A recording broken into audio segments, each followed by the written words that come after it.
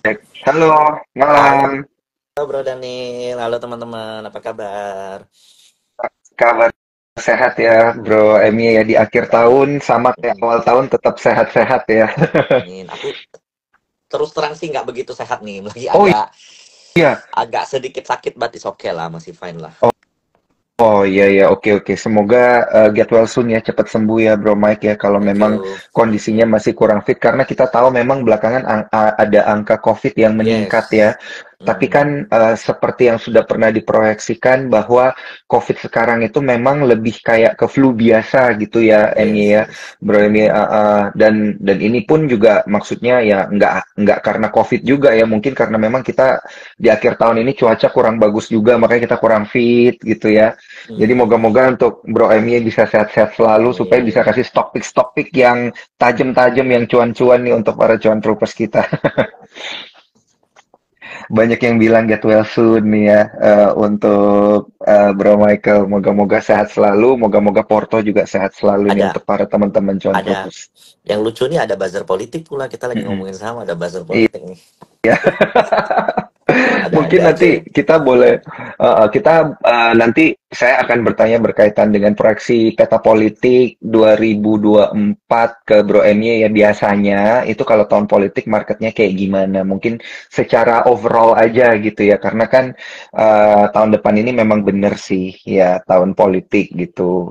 Tapi nanti mungkin kita jawabnya secara lebih umum aja ya, lebih general biasanya seperti apa. Nah, sebelum kita apa namanya masuk ke pertanyaan-pertanyaan mendalam ya di emiten-emiten mana yang menarik. Ini mungkin Bro Emi boleh boleh kasih dong, kan sesuai dengan tema kita ya. Boleh kasih review di sepanjang tahun 2023 ini, ngelihat market ini seperti apa ini Bro Emi? Karena kan di awal tahun membuka tahun kita ngobrol tentang market juga ya. Kita udah proyeksikan IHSG itu kuat gitu, masih bisa nanti pasti akan bertahan di atas level 7 ribuan, dan ternyata bener nih di akhir Hmm, tahun itu beneran terjadi. Nah, reviewnya seperti apa nih untuk market 2023 kita, Bro Emi? jadi gini. Aku ingat mungkin hampir setahun lalu, 11 bulan lah, hampir setahun ya kita live. Mm-mm. Waktu itu proyeksi kita tuh Iya. IHSG bakal menyentuh 7.200. Yang likely itu happen, Mm-mm. meskipun dengan sedikit cheat Iya. nih. Kenapa aku bilang cheat? Karena kenaikan IHSG 15% itu ditopang oleh saham-sahamnya Pak Pragojo Pangestu. Karena Iya. eh, ini kayaknya semua lagi nonton-nonton debat capres ya. Kayaknya lagi seru tuh. Lalu gini, Iya.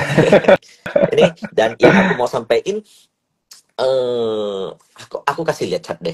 Mm-mm. Eh, Mantap. ini kan kita lagi bahas soal apakah window dressing di Desember akan kejadian. Iya. Honestly, udah kejadian sekarang. Mm-mm. Nah, target window dressing sampai kemana? I don't think so itu bisa lebih lebih kenceng dari November. Karena di November Mm-mm. awal IHSG itu drop sampai ke level kurang lebih 6.000, hampir 6.600. Mm. Kemudian di akhir Desember, akhir November itu IHSG mencatat kenaikan sekitar 5%-an. Nah, saat ini apakah IHSG bisa naik 6-7%? Saya melihat triggernya apa. Nah, kalau saya lihat dari so far Mm-mm. ya dari market. Mm. Nah, Mantap. ini IHSG nih. Nah, dia memang udah berhasil break dari konsolidasi pentingnya, yaitu ini. Mm-mm. Bro Daniel. Oh. Nah, sayangnya ya, Oh. ini kenaikannya nih udah agak riskan nih. Kenaikan yang begini tuh, Mm-mm. it looks like kayak sepertinya sebentar lagi akan koreksi. Koreksinya karena dia juga mendekati level ini.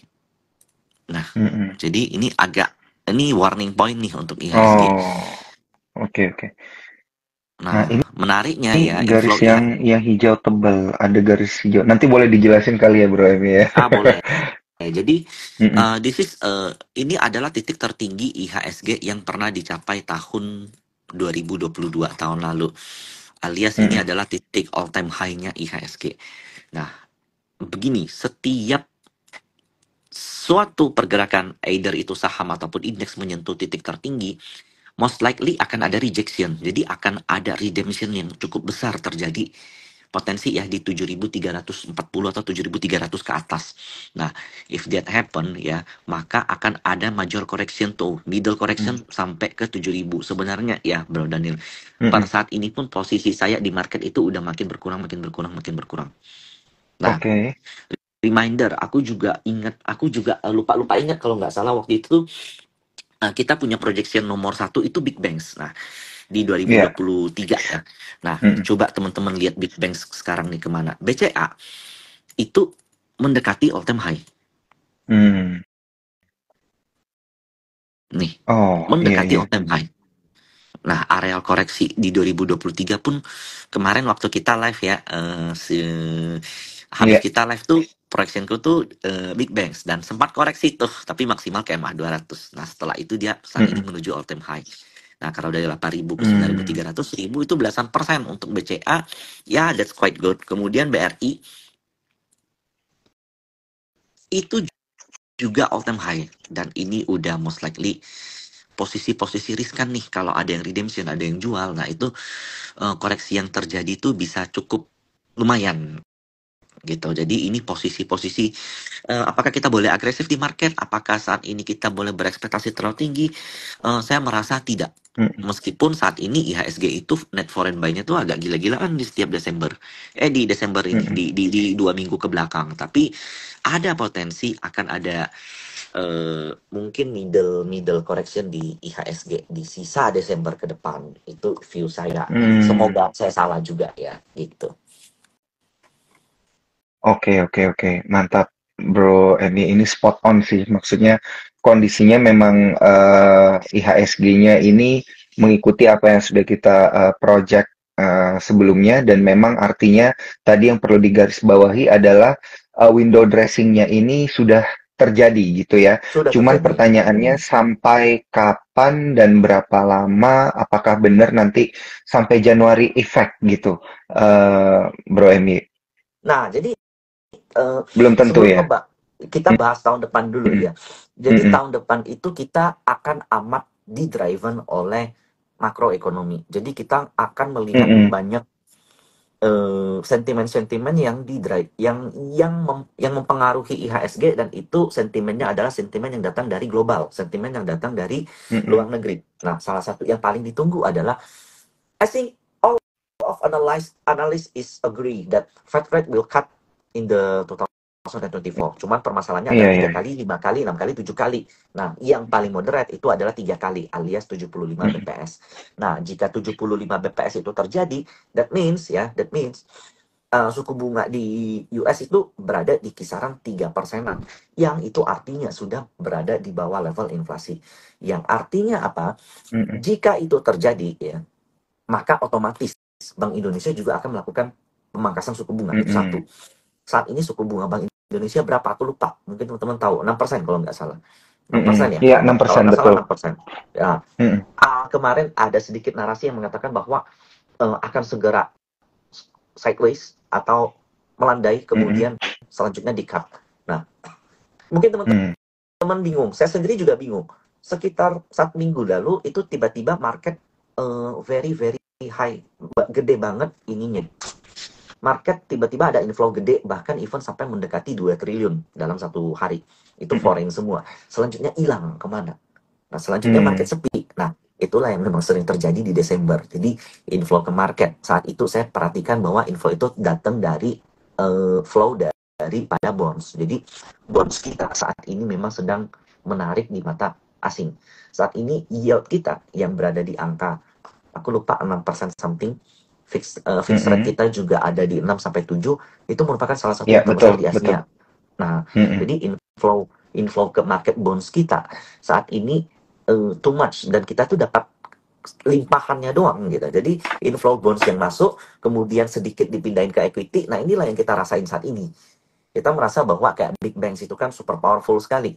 Hampir tiap hari boleh mhm, dikatakan foreign akumulasi. Setiap koreksi ada aja foreign yang mhm, nampung.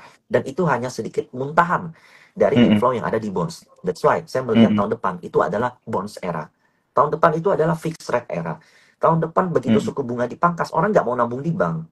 Orang maunya Iya, keluarin duit di bank, usaha. Ngapain aku mhm, nabung di equity? mhm, Nah, ingat ya, berdasarkan historical, begitu suku bunga dipangkas, itu ada middle correction di equity. Yang artinya apa? mhm. Kenapa? Kalau suku bunga dipangkas, harusnya equity naik dong. Iya, Nah, jadi begitu suku bunga dipangkas, most likely sebelum dipangkas itu udah price in. Nah, sekarang inilah price in. IHSG menuju all time high. All Hmm. time high 73 something, kita 72. Nah, inilah price in terhadap kenaikan suku bunga. Jadi sometimes nanti the Fed udah menaikkan suku bunga, plak, resmi. Kemungkinan itu market bakal euforia sesaat, lalu muncul seller terus, lalu jarum, lalu koreksi. Nah, itulah berdasarkan historical. Dan selanjutnya ada middle correction. Dan situ biasanya sampai ada hopeless, kemudian sampai ada istilah bloody on street gitu. Hmm. Begitu begitu itu udah kejadian, seller udah maksimal, buyer buying power dari retail investor udah melemah. Nah, disitulah baru ada reakumulasi lagi. Jadi teman-teman mesti ingat, tahun depan itu timing is important. Jangan kalian ngikutin news, oke, tapi jangan jangan ngambil posisi begitu news itu dikeluarkan. Akan jauh lebih baik kalau kalian paham news ini mengarah kemana. Nah, kayak sekarang, kenapa market kenceng, kenapa market 7.200 mendekati all time high?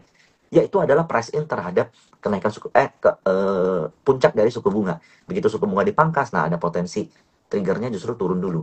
Itu. Nah, jadi saya melihat tahun depan ya, Oh, oke. suku bunga itu most likely bakal dipangkas.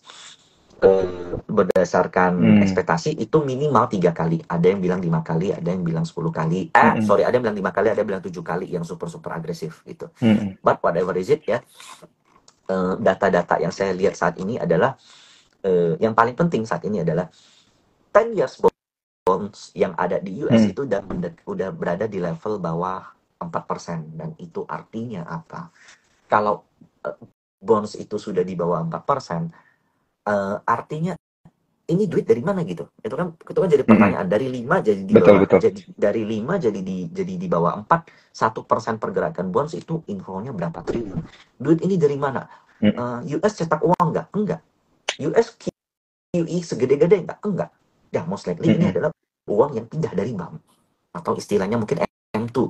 Itu Iya. adalah velocity market yang ada berpindah ke bonds.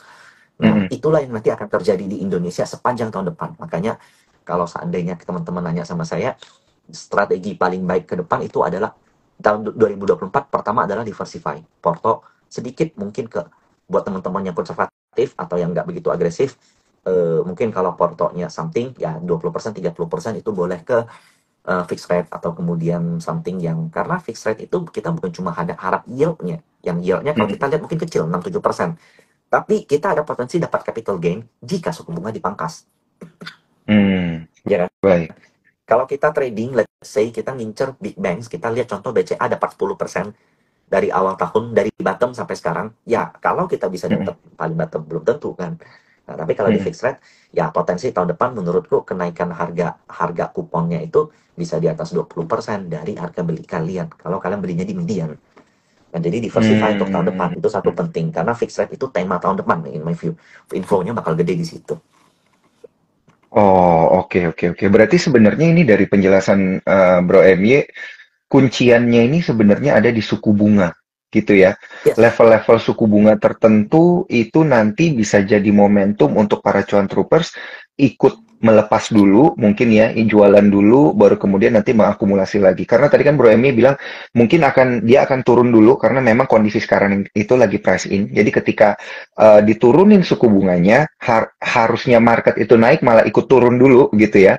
Karena orang-orang bakal sell on news, baru nanti di level tertentu dia akan kembali lagi ada posisi akumulasi yang baik gitu ya untuk IHSG kita. Kurang lebih berarti gambarannya seperti itu ya Bro Emi ya. Kunciannya juga berarti kalau memang di suku bunga mostly ada di emiten-emiten perbankan lagi. betul. Bener gak nih Bro Emi? Betul, betul sekali. Dan itu udah Oh. belum dan itu terjadi saat ini di hampir seluruh bursa. Dow Jones kan saat ini all time high. Hmm. Mm-mm. Ada Mm-mm. resiko nih, karena sesuatu yang bergerak terlalu kencang kalau koreksi lumayan tuh gitu. Nah, jadi koreksinya belum kejadian Oke. nih. Dan saya sekali lagi saya juga berharap saya salah gitu. Saya juga berharap, saya juga bukan tipe orang yang suka dengan bearish tone. Jadi Iya, saya tipe orang yang iya, betul. punya risk appetite yang cukup tinggi lah gitu. Mm-mm. Iya, iya, iya, iya, betul, betul, betul. Nah, ini menarik nih untuk kita bahas dari sisi sektoralnya. Tapi sebelum itu, jangan lupa teman-teman cuan troopers yang benar-benar serius ingin nanya ya, itu masukin pertanyaannya di kolom question and answer. Ya, akan kita sortir, kita pilih langsung yang menarik untuk kita bahas gitu ya, dan ditanyakan langsung ke Bro Emi. Dan juga jangan lupa untuk trading pakai aplikasi spot via eform.sukorsekuritas.com karena kita sudah sudah melakukan beberapa enhancement supaya antrian teman-teman cuan troopers itu bisa terdepan juga ya gitu kalau bertransaksi. Nah, Bro Emi, kalau kita lihat ini masih berkaitan dengan tema kita, yaitu apakah window dressing akan terjadi di 2023. Tadi itu sudah dijawab secara menyeluruh gitu ya. Tapi kalau kita masuk lebih detail lagi, ini kita lihat kan di akhir tahun 2023 sepertinya hari efektif untuk bertransaksinya ini hanya 2 minggu gitu ya. 2 minggu belakangan itu Penting. biasanya udah lesu, tapi ini di minggu ketiga ini kelihatannya masih rame gitu. Bro Mm-mm. Emi, ini bakal berlanjut nggak sih ini sampai akhir tahun atau minggu ini tuh bener-bener sudah jadi minggu terakhir orang bertransaksi gede-gedean? Terus terang aku nggak tahu nih Bro Dan ya Mm-mm. sama jawabannya. Tapi saya lihat bahwa majority market itu transaksi kayaknya kayaknya sepertinya dipimpin oleh foreign, jadi bukan lokal kan. Kebanyakan orang memang Mm-mm. beristirahat gitu. Dan Mm-mm. boleh dikatakan saham-saham di Desember itu acak banget ya. Yang Mm-mm. naik kenceng itu tiba-tiba farmasi. Terus agak yang Mm-mm. sedikit mengganggu aku tuh kayak Wika itu kayak 2 hari hampir arah lalu disuspend. Lalu Iya betul. saham kayak ada saham kayak saham WIM itu tiba-tiba koreksi dalam. Jadi di Desember itu Mm-mm. biasanya Mm-mm. November Desember mau terakhir tuh memang acak banget. Jadi potensi banget kita kayak istilahnya ada Mm-mm. miss lah, ada miss view ataupun miss position di situ. Jadi Desember memang aku biasanya ngindarin untuk trading over trading. Mm-mm. Better liburan gitu. Oh, oke oke oke oke. Karena memang moodnya biasanya yang big fun, yang Mm, foreign ini sudah menurunkan jumlah nilai transaksinya dia gitu ya. Jadi ya udah kita betul. ngikut aja gitu ya maksudnya Iya. Bram ya. Ya, tapi Oke yang oke aku oke. perhatiin tuh gini, kan inflow terhadap bonds kita tuh masih kenceng. Biasanya Mm-mm. inflow terhadap bonds sudah kenceng, mereka tuh ada porsi juga ke equity. Nah, mereka ketika Mm. masuk ke equity, mereka pilihnya saham-saham ini enggak, saham-saham kecil enggak? Jawabannya enggak. Pasti mereka pilihnya yang big caps. Mm-mm. Nah, big caps Mm-mm. kita tuh apa? Mm-mm. Yang most likely yang paling dilihat adalah big banks kayak BRI, Mm. BCA itu kalian lihat inflow-nya luar biasa. Itu boleh dikatakan kalian beli merem aja lah gitu. Sebenarnya Mm-mm. gitu, big banks. Nah, tahun depan bisa nggak? Nah, ini masih PR nih Bro Daniel. Aku terus terang tahun depan, kira-kira masih Big Bang atau enggak, aku agak worry. Kenapa? Karena, Mm-mm. kenapa aku pilih Big Bang di tahun 2013? Karena, sorry, di tahun 2023, karena Big Bang, karena dengan di era suku bunga yang masih tinggi, itu bank itu kan bank cost of fund dari Big Bang itu kan rendah. Mm-mm. Sementara begitu suku bunga ini dipangkas, maka akan ada kenaikan cost of fund mereka. Nah, contoh ya, Mm-mm. gini, eh, kita minjem, kita nabung di BCA, kita dapat bunga cuma sekian kecil banget. Nah, kemudian suku bunga naik nih. Begitu suku bunga naik, Mm-mm. pengusaha-pengusaha gede, contohnya kayak perusahaan-perusahaan gede NTBK yang pinjaman, yang punya pinjaman banyak ke BCA, Mm-mm. itu Mm-mm. utang mereka tuh naiknya jauh. Mereka bayaran kayak bunga KPR, floatingnya apa segala macam tuh jauh. Kenapa? Karena ngikutin suku Iya. bunga. Sementara tabungan kita naiknya segini, tapi pinjaman naiknya segini. Nah, begitu suku bunga dipangkas, utang-utang mereka yang floating itu juga akan menurun, ya kan? Mm. Nah, itu bisa membuat net interest margin perbankan big banks di tahun depan Mm. akan challenging atau mungkin sedikit menurun Mm-mm. growth-nya. Nah, Mm-mm. itu yang ngebuat apakah akan ada aksi profit taking atau enggak, saya nggak tahu. Tapi whatever is it, ya, musuh dari pemangkasan suku bunga eh, biasanya itu adalah saham-saham yang agresif, gitu. Oh, Meskipun oke aku oke oke.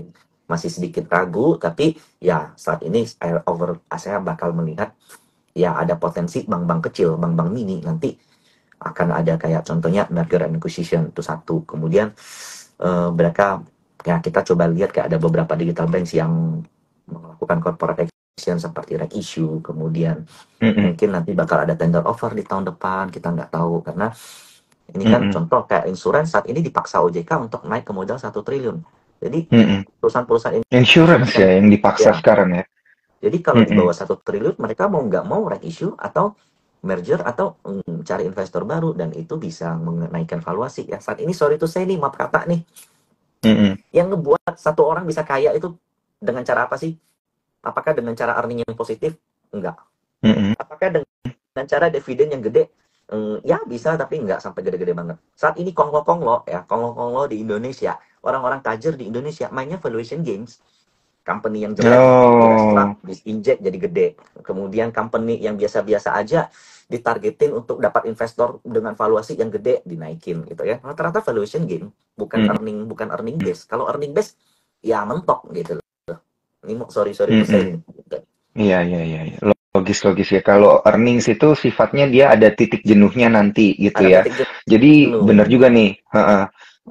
Bro Emi bilang seperti ini, artinya juga kan selain mengembangkan company baru, valuasinya dinaikin, lebih mudah ya, Bro Emi ya, daripada maksain Dapetin bottom line dari company yang memang sudah lama untuk dapetin earning. Oke, menarik nih. Nah, saya pengen minta tolong untuk para cuan troopers nih ya, karena saya juga pengen bagi-bagi buku The Art of Investing. Di dalam buku itu juga ada cerita kisah tentang Bro MY. Kita akan bagi-bagi bukunya secara cuma-cuma. Caranya gampang ya. Ini mumpung di akhir tahun ya, supaya saya juga ada kenang-kenangan sama Bro MY nih. Jangan lupa screenshot Instagram live kita pada malam hari ini, tag ke Bro MY, tag ke Sukor, tag juga ke saya untuk mendapatkan buku The Art of Investing. Hanya untuk 3 orang yang beruntung aja gitu ya. Lumayan nih buat kenang-kenangan akhir tahun IG Live bareng Bro MY. Oke, Amin. eh Bro MY, ini ada banyak sekali pertanyaan-pertanyaan menarik ini dari teman-teman cuan trooper. Saya mulai dari sektor energi dulu ya. Ini lumayan, ini pertanyaannya lumayan menarik nih. Bagaimana menurut pandangan Ko MY terhadap sektor energi? Apakah akan menjadi core dari window dressing? Ini pendapatnya seperti apa? Karena kan kalau kita lihat Banks-nya naik, kemarin juga harga komoditas sempat naik gitu ya. Tapi sekarang memang walaupun sudah terkoreksi, efeknya mungkin masih ada gitu ya di perbankan. Kan biasanya ini ada efek berkelanjutannya gitu ya. Habis perbankan nanti properti juga ikut naik dan lain sebagainya. Nah, pendapatnya Bro ini seperti apa? Pertama kalau kita bicara di sisa Desember ini, I don't think so. Mm, Ini mm, saat ini kan call itu contoh ya, harga batu bara acuan itu di USD 117 untuk mm, high kalori dan low kalori itu di bawah 100. Apa sih yang kita harapkan dari call? Kalau nggak permintaan India, ya permintaan China. Saat ini China very slowing ya. down. China saat ini sedang memberikan stimulus yang besar kepada kepada rakyatnya. But ternyata itu nggak nge-push demand. Semua lagi struggling banget, apalagi menyusul kasus Evergrande yang ada di China. Jadi kalau kita bicara permintaan call bakal kenceng dan kemudian Desember ini bakal ada rally call yang katanya biasanya winter season segala macam. Satu, I don't think so. Jadi saya skip untuk call di Mm, Desember. mm, Nah, untuk oke. tahun depan call itu bagaimana? Ya, mungkin slightly bisa dikatakan kalau dibilang kenceng enggak, tapi kalau dibilang bakal major correction juga enggak. Jadi bakal sideways arah menurun dikit-dikit. Nah, yang saya Mm, mm, perhatikan itu pada kuncinya untuk komoditas itu adalah pemulihan ekonomi yang ada di China yang saat ini ada yang bilang bottoming, ada yang bilang the worst is not over. Nah, kita belum tahu. Saya sendiri bukan ahli makro yang bisa tahu kapan bottom dari uh, worst-nya ekonomi di China, perlambatan ekonominya di mm, China. Tapi kalau kita lihat Presiden Xi Jinping yang gentor meluncurkan stimulus, we hope so, dan kalau seandainya ekonomi di China penuh, nilai ekspor kita juga meningkat. Karena saat ini kalau kita berharap demand yang ada di Indonesia lemah, potensi mm, kita bisa mm, ada demand sedikit lebih naik itu kalau seandainya nanti ini ada pemilu efek. Jadi kan sedikitlah lebih baik. Karena apa? Karena pemilu ini kan dana yang digelontorkan untuk APBN kan gede. Nah, di situ ada banyak nih yang kayak petugas-petugas TPU, kemudian RT-RT, RW-RW itu kan bakal dapat fee tuh, bakal dapat duit tuh. Itu bisa nge-push demand sedikit. Tapi menurut kalian bisa nggak nge-push demand permintaan terhadap Unilever, permintaan terhadap HMSP, permintaan terhadap MAPI, ACES itu 3, 4, 5 kali lipat karena pemilu? Nggak mm, mungkin kan? Jadi kalau kita berharap demand mm, mm, consumption nggak itu mungkin, nggak rendah. mungkin. Domestic Mm, consumption itu rendah. Yang kita harapkan saat ini adalah internasional yang kita harapkan international demand yang most likely itu dari Cina. Dan itu saat mm, ini mm, ya kita nggak tahu bottomnya di mana, lowernya di mana, lowesnya di mana. Saya juga kayak udah pernah lihat beberapa analis apa segala macam, semua omongannya tuh acak, Bro Daniel. Ada yang bilang, wah iya ini betul. China masih bakal melemah 2-3 tahun lagi. Ada yang bilang, wah ini the worst is over. Ada ya, saya pusing lah. Pokoknya kita lihat data aja nanti Mm, mm, gimana. Jadi, if we talk about energy, I don't think so tahun depan menarik. Enggak, tahun depan bagus. Tapi kalau kita bicara di Desember ini ya, in short term. Pertama yang saya perhatiin, saya tuh lagi lihat beberapa saham energi. Pertama, mm, yang terlepas dari orang katakan China itu lagi slowing down, kita lihat Brent atau WTI ya. Jadi harga minyak dunia itu lagi naik dari kurang lebih hampir 10% dari lowest di Desember. 10% Mm-mm. itu lumayan. Mm-mm. Dari level 70 ke 74 itu WTI. Kalau Brent itu dari level 75 ke hampir 80. Nah, itu Mm-mm. most likely itu akan memberikan stimulus untuk saham-saham yang berhubungan dengan oil yang ada di kita. Nah, tahun 2024 itu diprediksi eh, yang sudah pasti ya, itu OPEC memangkas produksi, yang artinya supply berkurang. Nah, supply berkurang itu positif untuk harga minyak. Kemudian Mm-mm. proyeksi kedua, ada yang bilang oil bakal ditinggalkan, ada yang bilang oil bakal diburu.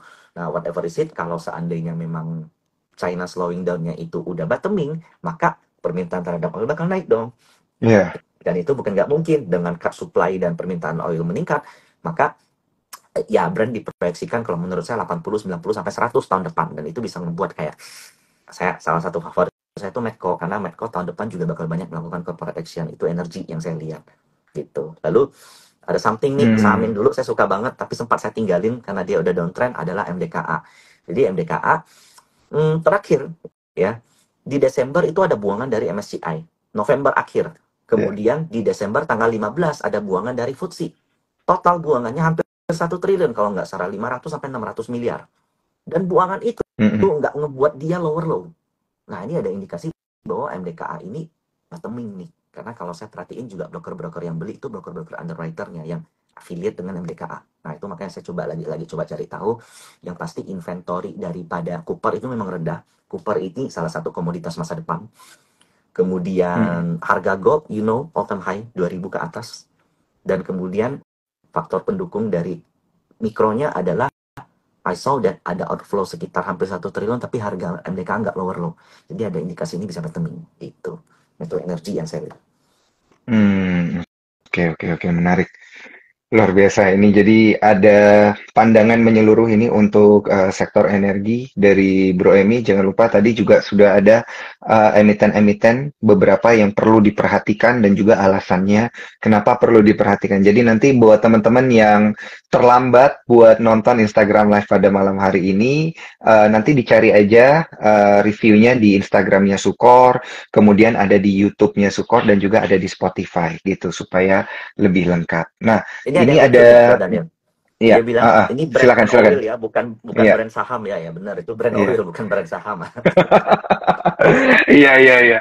Jadi minyak itu ada dua ya, WTI sama Brent gitu ya. Yang jadi harga acuan yang tadi dimaksud sama Bro M yaitu Brent oil gitu ya. Yang pairingnya with West Texas Intermediate ya, Yes. WTI ya. Oke, oke. Kita beralih ke pertanyaan selanjutnya. Ini yang nanya tajam-tajam juga nih, Bro M untuk tahun 2023-2024 dan sesuai dengan tema kita. Nah, ini nih. Eh sektor perkapalan. Ada yang nanya tentang sektor perkapalan. Tapi Bro Emi ini memperhatikan sektor perkapalan nggak nih sepanjang tahun 2023 Eh, gitu? Terus terang hanya satu sektor perkapalan, dua yang saya ikutin, yaitu Mm-mm, TMA dan Wins, dan itu mm-mm, better meskipun saya porsinya itu kecil. Tapi saat ini mm-mm. ya, jadi Suez Canal ya itu world biggest customer yang ada di dunia, itu kena naik. Mm-mm. 30% dari permintaan kontainer itu berasal dari Eropa, yaitu Suez Canal. Iya, iya, Dan iya. memang Red Sea ya, yang kita sekarang saat ini baca, Red Sea itu ngebuat harga rate dari container rate dari China ke Eropa itu naik dari harga sekitar ini ada, aku ada nih data harganya nih, Mm-mm, kurang lebih $3 per FEU. Aku nggak tahu FEU itu 40 kaki kontainer. Aku nggak ngerti, aku bukan mm-mm. pengusaha kontainer. Tapi intinya ya, ada kenaikan harga dari biaya pengantaran kontainer, dan itu ngebuat saham perkapalan naik. Cuman sayangnya ya, kalau aku lihat saham perkapalan kan ini kan volatilitasnya terlalu tinggi ya. Jadi untuk teman-teman yang trading mungkin itu, kalau trading itu mesti dipantengin. Kalau seandainya memang teman-teman mau beli dan keep, saranku harus perlebar money management tuh, lebih ketat tuh. Karena sometimes kalian beli, lalu tahu-tahu besok minus 10%, tahu-tahu besoknya lagi minus 15%, tahu-tahu besoknya lagi minus 20%, dan itu make sense di saham perkapalan karena likuiditasnya kecil. Hmm, Oke, Apakah oke, ini akan oke, oke. sustain atau enggak? Ya, I don't know. Tapi saya melihat ini ada indikasi kalau kayak apa? Kayaknya demand tuh memang udah mulai pulih nih untuk tahun depan ini. Hmm, oke, oke, oke. Menarik. Nah, ini ada pertanyaan yang menarik juga nih. Oke, dari Cuan Troopers kita. Nah, ini kecenderungannya seperti apa nih? Karena pertanyaannya adalah sektor apa yang harus diperhatikan ketika menjelang pemilu gitu. Tadi soalnya ada yang bahas sedikit ya tentang tahun politik. Kita ada sempat bahas di awal tadi tentang tahun politik. Jadi apakah memang benar gitu ada sektor-sektor yang akan jadi primadona di setiap tahun pemilu atau sebenarnya bakal so-so aja gitu semuanya? Primadonanya dalam artian naik naik 20%, 30% atau 50% atau bigger, I don't think so. Seberapa Heeh. kenceng sih Hmm, demand yang bisa hmm, dihasilkan dari pemilu. Tapi kalau kita bicarain hmm, logik, sektor yang akan hmm, mendapat keuntungan hmm, dari pemilu itu yang bottom line-nya akan sedikit meningkat, salesnya akan naik, itu adalah customer retail base, yaitu customer bukan customer hmm, discrete hmm. ya, customer sorry, ya customer buat discrete sama discretionary sama apa tuh satu lagi itu customer staples. Jadi ya most likely itu yang mesti dipantengin retail sektor. Yang cari yang Hmm, hmm. kalau mau yang gesit cari yang likuiditasnya rendah, kalau yang mau nyantai cari yang likuiditasnya gede. Hmm, oke, oke, oke, oke. Baik. Customer discretionary ya. Ini berarti tadi jawabannya Bro MY. Yes. Sama retail Oke. sektor.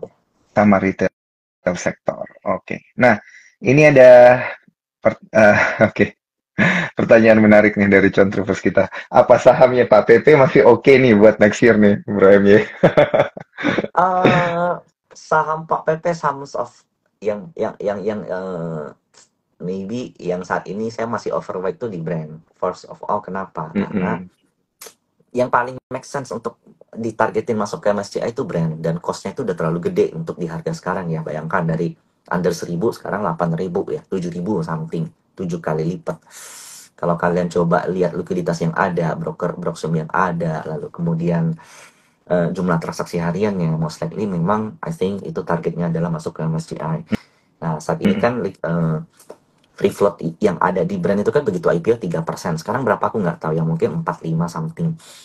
Yang kita lihat inflow yang ada di Gotok ya, saat itu 100 Mm-mm. triliun Gotok. Gotok saat itu 100 triliun. Free flow-nya gede memang. Mm-mm. Inflow yang ada di Gotok saat itu 7 sampai 8 triliun. Oke. Sementara brand 1000 triliun. 10 kali lipat Mm-mm. daripada Gotok. Nah, Mm-mm. bayangkan berapa inflow yang bakal masuk kalau memang dia masuk ke kalau memang dia masuk ke MSCI. Nah, itu. Jadi itu Mm-mm. clue-nya. Kalau target harga berapa, bottom di berapa, teman-teman nilai sendirilah. Karena kan agak beresiko nih kalau aku yang ngomong. Mm-mm. Oke, menarik, menarik, menarik. Nah, eh, Bro MY, ini kita boleh bahas sedikit ini ya, emiten-emiten. Oh, berkaitan dengan kondisi pas banget ini ya, mungkin berkaitan dengan kondisi COVID yang meningkat. Kita kan Hmm. kemarin lihat ada emiten-emiten farmasi begitu yang naiknya tuh sampai ARA ya, ada KF kalau nggak salah 2 hari ARA berturut-turut gitu ya. Nah, ini seperti apa sih sebenarnya view-nya emiten farmasi dan juga emiten kesehatan di 2024 nih, Bro Emi? Pertama, aku nggak ngikutin ya saham Mhm, farmasi. Jadi, tapi so far kalau kita lihat blank chart aja, kalau kita blind blind ngelihat TA, mhm, ini mhm. menuju ke uptrend, belum uptrend. Jadi kayak KF itu, ini aku lagi di depan chart, KF itu Ya, kalau dia lewat 1.600 ya itu fix dia itu bakal udah fix menuju uptrend dan targetnya itu ke 2.400 KF. Tapi ingat ya reminder, saya mhm, sama sekali nggak ada rekomendasi ini, saya juga nggak ada mhm, beli sama sekali, dan ini juga nggak masuk proxy saya. Sementara kalau enough itu titik kunci uptrendnya itu di 700. Kalau mhm, dia ngelewatin 700, mhm, ya most likely dia bakal ke 900 atau 1.000. Nah, pertanyaannya adalah apakah ini company yang sehat? Nah, kan gitu. Apakah ini company yang secara valuasi murah? Apakah ini saham yang better menurutku ya, kalau kalian mau invest, kalian mau spekulasi nih, kalau seandainya COVID ini bakal outbreak nih, kita kan nggak tahu. mhm. Carilah saham farmasi yang sehat, yang valuasinya masih murah, dan yang project prediction ke depannya tuh masih oke gitu. Jadi bukan yang benar-benar cuman karena kencang kalian beli. Jadi it's much better kalau seandainya kalian diversify ke something yang lebih defensif untuk farmasi ya, karena kenaikan farmasi ini kan we know that itu lebih didriven karena sentimen, bukan karena valuation game, bukan karena corporate action, bukan karena ada something bigger yang terjadi di company-nya gitu. Ini benar-benar didriven sama news COVID doang. Hmm. Oke, oke, oke, oke, menarik. Nah, ini saya mau nanya juga nih berkaitan dengan tadi penjelasannya Bro Emi di awal-awal gitu kan, tahun depan sepertinya kan memang emiten-emiten perbankan juga menarik untuk diperhatikan, bank-bank kecil digital juga menarik untuk diperhatikan.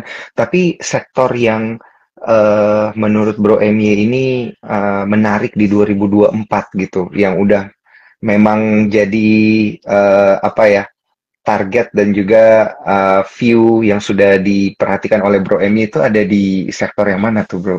Nah, jadi ini Mm-mm. saya ambil data ya. Jadi kita learn from Ya. the past. Top leading sektor ketika BI memangkas suku bunga itu nomor satu adalah sektor finansial.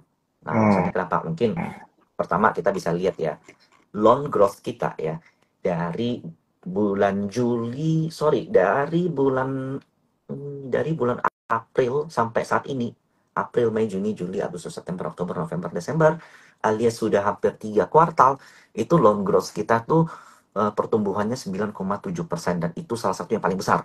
Mm-mm. Nah, jadi di Januari loan growth kita meningkat, kemudian menurun, lalu di akhir Desember tiba-tiba meningkat lagi. Nah, bayangkan suku bunga naik loh, tapi loan growth kok bisa meningkat gitu kan, aneh. Nah, artinya apa? Memang ternyata suku bunga yang tinggi itu enggak enggak enggak ngebuat pengusaha-pengusaha takut untuk mengambil pinjaman. Ya, moga-moga Mm. ini bukan pinjol ya. Jadi, bayangkan kalau seandainya suku bunga dipangkas, loan growth otomatis bakal semakin lebih meninggi. Jadi sektor finansial itu masih jadi top of line saya di 2024. Tapi apakah big banks atau small banks saya masih belum tahu nih, masih coba lihat-lihat nih gitu. Moga-moga Mm-mm. nanti ada kesempatan diajak lagi sama Sukor, ada dapat Wah, data pasti. baru bisa saya sampaikan. Nah, lalu yang kedua, kalau seandainya suku bunga dipangkas, maka ya we know that salah satu adalah sensitif terhadap interest rate. Ya, seperti properti di tahun 2024 menurutku itu good. Real estate, properti. Yang ketiga adalah saat ini kan gini, hmm, ini Mm-mm. sedikit sensitif nih. Kan saat ini kan pemilu presiden kita itu calonnya 3. Mm-mm. Nah, saya nggak tahu nih investor suka yang mana, tapi teman-teman mungkin punya pandangan masing-masing. But whatever is it, kalau seandainya saat ini, posisi sekarang, kira-kira investor foreign itu berani nggak invest gede-gedean di Indonesia kalau seandainya presidennya belum jelas siapa? Karena saat ini kan masih Mm-mm. pemilu. Nah, that's why Mm-mm. foreign direct investment kita tuh nggak kemana-mana. FDI kita di tahun ini dan tahun depan, most likely sampai pemilu berakhir itu bakal diem, bakal sideways condong menurun. Tapi Mm-mm. seandainya nanti calon presiden udah mulai jelas, mungkin dari satu putaran udah sisa 2, lalu udah sisa 2 juga udah jelas kemana, itu FDI kita bakal meningkat menurutku, karena Mm. foreign most likely memang suka sebenarnya dengan calon kita yang mungkin 2 itu foreign suka yang memang welcome terhadap investasi asing. Nah, kalau memang presiden kita 2 itu udah kepilih, satu udah jelas, udah clear, maka FDI Ya. kita akan meningkat. Ketika FDI meningkat, maka yang akan terjadi adalah kayak land bank, real estate segala macam itu akan mendapatkan inflow yang cukup baik menurutku. Nah, lalu juga Mm. berdasarkan data ya, ketika BI cut rate dari tahun 2008 sampai tahun 2020-an itu sektor energi itu bisa kenceng. Alasannya kenapa? Ya aku juga masih belum tahu sih, tapi most likely kalau BI cut rates ya aktivitas ekonomi bakal meningkat. That's why kayak permintaan terhadap oil, permintaan terhadap batu bara harusnya juga meningkat. Nah, jadi ada potensi ke arah ke sana. Lalu kayak telko-telkoan itu juga pasti oke tuh kalau di cut rates tuh gitu. Lalu customer staples itu juga baik karena begitu suku bunga dipangkas ya belanja masyarakat itu bakal lebih berani. Mm. Mm. Oke, oke, Jadi oke. di tahun depan sektor utamaku masih finansial, kemudian properti, lalu ada satu kuda hitam nih yang bisa aja berhasil luar biasa atau bisa aja gagal luar biasa Mm. adalah saham yang berhubungan dengan tech. Karena begitu suku bunganya Ah, dipangkas, uh, saat ini yang menjadi problem dari tech adalah bottom line negatif. Mereka ya. mau ngejar valuation game nggak bisa. Nah, so mereka udah dihukum nih. Company-company tech selama 2 tahun ini dihukum. You harus punya bottom line positif atau you punya minimal EV EBITDA positif. Lu harus bisa Mhm. cut cost, lu harus bisa pangkas lu punya biaya. Dan udah banyak kan kita lihat selama 2 tahun ini perusahaan-perusahaan tech yang gugur atau yang harga sahamnya itu jatuh banget. Kenapa? Karena satu, bottom line nggak bisa positif. Valuation game mereka nggak bisa main. Kenapa? Pendanaannya udah hilang. Nah, begitu suku bunga dipangkas, pendanaan mereka akan mulai baik. Lalu selama 2 tahun ini yang mereka rombak manajemen besar-besaran bisa nggak menuju bottom line positif? Nanti kita bakal lihat tuh, menurutku ya. Ini kalian coba boleh coba lihat sepanjang tahun depan itu perusahaan-perusahaan tech bakal ada banyak berita di perusahaan-perusahaan tech digital Mhm. banks terutama mereka bakal keluarin produk baru, e-wallet baru, kemudian collab dengan apa, lalu ini itu bakal banyak tuh keluar tuh. Karena itu mereka mau nge-push itu. Nanti kita coba lihat lah dan nanti riset-risetnya Sukor juga boleh Mhm. dibaca kira-kira mana yang the best choose. Untuk emitennya, kalau sektornya menurutku oke, tapi emitennya ya the best choose yang mesti pilih-pilih lagi gitu. Hmm. Oke, oke, oke. Mantap. Yang pertama tadi financial, property, kuda hitam ada kemungkinan di tech ya. Ini Yes. untuk di tahun 2024 dan ini pun juga harus ngelihat program-program yang mereka jalankan seperti apa, kondisi market juga nanti 2024 seperti apa. Nah, tapi boleh nggak kita bahas satu emiten ini yang cukup menarik pergerakannya ya, emiten tech. Banyak banget tadi yang nanya Goto, Bro MY ini Aduh, gimana nih view-nya sebenarnya? aku jujur nih aku nggak bisa analisa Goto, terlalu rumit buat aku. Jadi aku skip nih kalau untuk bahas angka ya. Iya, Tapi kalau iya. kita lihat manajemen, Heeh, ya you know lah, baru terjadi corporate action heeh, besar-besaran di mana Goto ini heeh. punya 25% saham Tokped yang enggak kena delusi dan kemudian dia Mhm. juga bakal dapat bagian the earning setiap penjualan yang terjadi di Shopee Live. Nah, itu kalian ya gitulah kita coba lihat lah nanti kira-kira potensial ke depannya gimana Goto. Tapi to be honest aku nggak ngikutin nih karena terlalu kasar. Iya, Aku analisanya. Takutnya kalau aku ngomong geraknya nanti agak jadinya liar. ngasal. Iya, liar. Oke, oke, oke. Karena memang kemarin sempat hype ya, Goto sempat turun ke level 50-an, terus kemudian dari 50-an balik lagi ke 100-an gitu ya, terus kemudian terjadi koreksi lagi dan lain sebagainya. Dan juga banyak isu-isu menarik, dan selain isu banyak juga aksi korporasi yang terjadi di Goto. Moga-moga di 2024 nanti bisa jadi salah satu pilihan deh gitu ya, Cuan Troopers. Tapi disclaimer on, keputusan jual beli ada di tangan para cuan Masih. trooper sekalian. Supaya aman ya semuanya untuk bertransaksi. Nah, Bro Emi, ini kan biasanya kalau di tahun politik itu yang naik itu katanya retail, tadi Bro Emi bilang. Tapi beberapa pendapat katanya mengatakan millennials itu kan jumlahnya yang bisa voting, sorry bukan millennials, Gen Z yang bisa Udah. voting itu katanya jumlahnya ada di 33% gitu ya kurang lebih dari total voters yang ada. Artinya mereka juga punya andil untuk memilih. Nah, tapi kita nggak akan bahas kesananya, kita akan bahas kecenderungannya. Kecenderungannya katanya Gen Z ini suka main gadget gitu ya, dan lain sebagainya. Dikaitkan dengan tahun politik, ini bisa nggak sih Big Money-nya melihat hal ini? Itu dia akan lebih pilih emiten telekomunikasi dan juga emiten menara gitu karena dia tahu nih orang bakal berkampanye via digital nih banyaknya 2024 gitu. Jadi pertama aku nggak punya data tentang Mm-mm. kenaikan pemilu ini bisa nge-push company-company advertising, kemudian Mm-mm. company Mm-mm. telekomunikasi itu earningnya naik berapa. But kalau saya perhatiin ya, eh, com- company seperti tower, kemudian Mm-mm. telekomunikasi, itu yang mereka incer itu bukan seasonal growth, tapi yang mereka incer itu sustainability growth yang jangka waktu panjang. Oke. Jadi kalau seandainya pemilu kita kaitkan dengan telekomunikasi dan apa tadi telekomunikasi dan advertising media, I don't think so. Oke, Daripada nih, oke. menurutku it's better kalau seandainya kita fokus sama demand yang akan muncul dari foreign daripada dari domestik. Karena demand yang muncul Mm-mm. dari foreign itu bakal jauh lebih kuat dari sekarang. Karena Mm-mm. per hari ini aja ya di Desember eh, stocks kita itu outflow 17 triliun outflow foreign. Nah, tapi ISG all time high, bayangkan. Nah, kenapa? Kenapa? Karena diversified kan mereka, concentrate. Jadi ada sektor-sektor banyak yang dibuang, pindahnya ke big banks.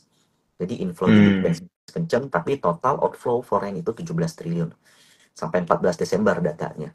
Sementara ke bonds kita, surat utang kita berapa coba? 76 triliun inflow. Jadi ini sekitar hampir 6 kali lipat lebih besar. Nah, bayangkan tahun depan itu foreign yang beli bonds kita itu tahun depan panen tuh. Kalau BI pangkas suku bunga, BI pangkas suku bunga, BI pangkas suku bunga. Nah, nanti itu kayak I think ya tahun depan rupiah kita tuh bakal strong. Kenapa? Karena BI Sri Mulyani nggak perlu intervensi bonds yang keluar lagi. Iya. Inflow terus. Ya. Cetak surat utang laku, cetak surat utang laku, cetak surat utang laku. Outflow kecil. Dan itu bakal membuat rupiah kita, PR pemerintah kita terhadap stabilitas rupiah jauh lebih rendah. Oke. Bener-bener economic eventnya ini yang berkaitan dengan penurunan suku bunga akan punya andil besar ya. Dan saya juga setuju nih dengan Bro Emi, mendingan kita perhatikan inflow outflow-nya aja ya, karena the real money is in there, gitu ya. Nah, untuk itu selain the Fed, ini Bro Emi ngelihat ada event apa lagi nih yang akan dinanti di 2024, economic eventnya. Apakah contoh nih, rebalancing MSCI yang kayak gitu-gitu ini akan sangat-sangat berpengaruh nih di tahun 2024. Kalau untuk portofolio aku berpengaruh karena aku punya beberapa saham yang memang ditargetkan Mantap. masuk MSCI, terutama di Maret. Kita coba lihat Maret kira-kira ya saham yang kenceng kemarin yang tadi teman-teman sebut kira-kira masuk atau enggak. Kalau nggak masuk ya mungkin bakal sideways atau turun dulu. Tapi in my view 3 bulan cukup lah untuk membuat dia masuk ke MSCI. Jadi masih ada waktu tuh 3 bulan. Lalu itu satu. Terus yang kedua, selain dari the Fed memangkas suku bunga, Fed mangkas suku bunga tuh aku terus terang agak takut karena takutnya di sell on strength. Tapi yang aku tunggu tuh BI pangkas suku bunga. Karena begitu BI pangkas suku bunga, nah itu efeknya jauh lebih positif buat kita. Karena selain nge-push demand yang ada karena itu bisa nge-push demand yang datang dari domestik. Nah, lalu yang paling penting menurutku ini bukan soal kalender sih, tapi data-data yang ada di di China itu jauh lebih penting daripada even maaf kata nih, jauh lebih penting daripada pemilu sebenarnya. Karena apapun yang tumbuh di China itu akan meningkatkan nilai ekspor kita gitu. Dan itu bisa ngebuat kita negara komoditas.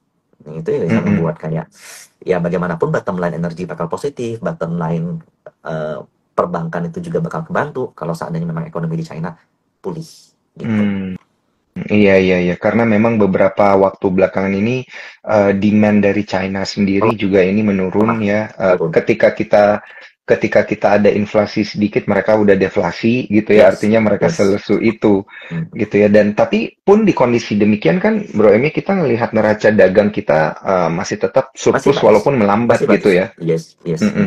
43 bulan berturut-turut. Dan kalau yang Bro MY bilang ini benar, berarti 2024 ini bakal lebih surplus lagi gitu ya, bakal berlanjut ini surplus neraca dagangnya.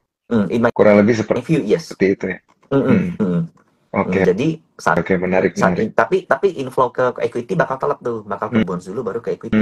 Nah, bonds kenceng-kencengan, lalu kemudian ada potensi sell on strength, dalam waktu middle itu bakal ada middle correction. Nah, di situ intinya tahun 2024 every correction is opportunity to buy. Karena kita lihat makro ini tadi kita udah jelasin sepanjang 1 jam itu, hopefully benang merahnya nggak salah ya, semoga nggak salah. Mantap. Ini nih saya senangnya kalau ngobrol sama Bro Emi dikasih gambaran jelasnya ya di awal gitu kondisinya seperti apa. Sisanya nanti adalah PR dari masing-masing cuan troopers juga ya, lakukan analisa fundamental dan juga teknikal ke beberapa emiten mungkin yang berkaitan dengan kondisi makroekonomi yang tadi kita sudah jelasin. Nah, mungkin satu pertanyaan terakhir ini Bro Emi untuk mengakhiri Instagram Live di tahun 2023. Ini benar-benar episode terakhir di 2023, Bro Emi. Nanti moga-moga kita bisa buka tahun lagi bareng ya di 2024. Nah, satu pertanyaan terakhirnya ini berkaitan dengan tema kita. Saya nggak mau bertanya tentang gimana nanti technical IHSG di 2024, tapi mungkin Bro Emi bisa kasih view hingga akhir 2023 aja, atau mungkin dikasih plus bonus sedikit di Januari ini bakal ada Januari effect apa enggak nih sebenarnya. Banyak cuan troopers yang harap-harap cemas. Oke, jadi I saw that inflow foreign saat ini kan masih kenceng.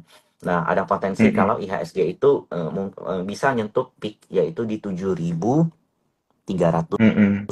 maksimal di 7350. After that, 73. January effect menurutku ya, January effect. I'm sorry sekali lagi, mungkin saya bisa salah. Mm-mm. January effect itu bisa ada middle correction. Middle correctionnya itu ke 7.000.